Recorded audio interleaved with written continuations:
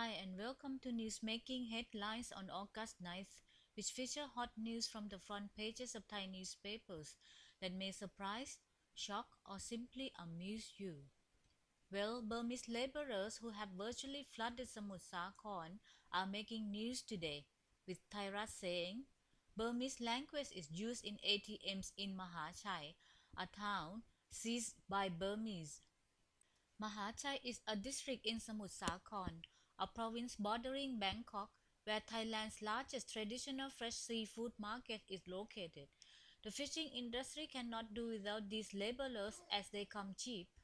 A sub-headline from the newspaper says, Kasikorn Bank pampers Burmese. Police have headache as hundreds of thousands of immigrants flood the province. The picture shows Burmese workers queuing up to use Kasikorn ATM services in Samut Sakhon after the bank started using the Burmese language to instruct them on how to proceed with their monetary transactions. Now, do you love your platter of vegetables? Here's some welcome news. A picture story in Thairat shows the Consumer Protection Police joining forces with the Food and Drug Administration and celebrities to launch the Fresh Vegetable Spy project at Otokor Market in Chatuchak.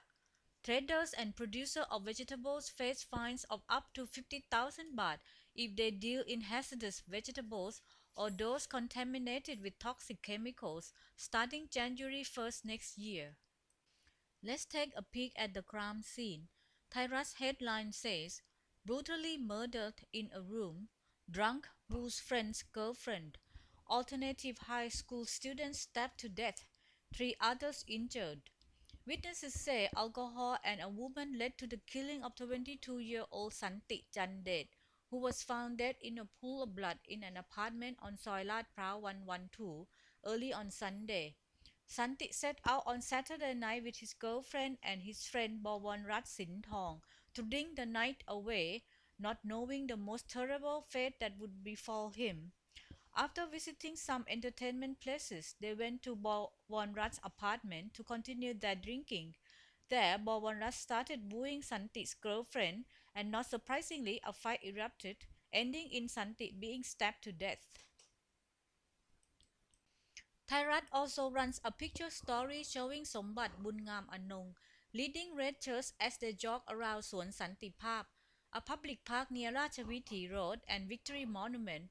After jogging, they pretend to lie dead in front of the park to mark the incident in which they claimed a number of red shirts were shot dead. And watch closely today to see if the problematic appointment of National Police Chief that had earlier eroded public faith in the opposite government will end today. ASTV Pujatkan says Piyopan resigned to his fate. Vichian takes a safe lead. Deputy Police Chief Police General Piyopan Damapong is a brother of Pochaman, Thaksin's ex-wife, as you may know. Thairat says Apisit confirms National Police Chief to be selected today. 9 police policy commissioners expected to vote for Vichian as ordered. Vichian refers to Deputy National Police Chief General Vichian Potposi. Thai Post says special signals cited to oppose Vichian rising to top police post. This special signal was also cited twice when PM Apisit was pushing for Police General Pratip Tan Prasert to become police chief. The special signal was allegedly sent by an unidentified highly placed figure who can influence the powerful police commission that picks the national police chief.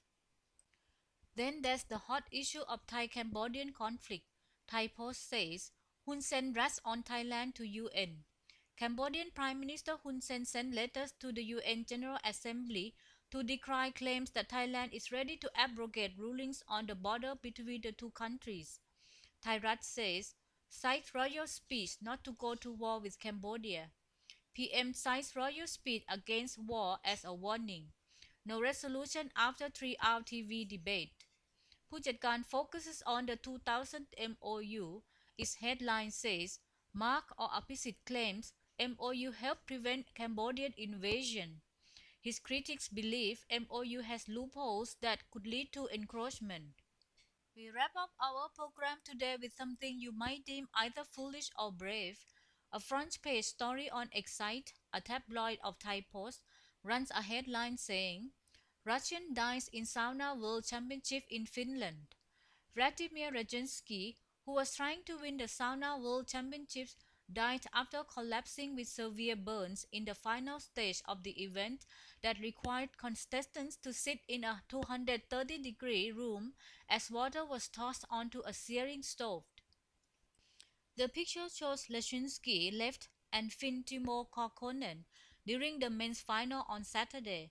The two competitors had to be removed by force from the sauna and rushed to a hospital after being badly burnt during the competition. Leshinsky was later declared dead and the contest suspended. That's this, folk. Here's a glimpse of today's Nation front page. Have a nice day. Bye.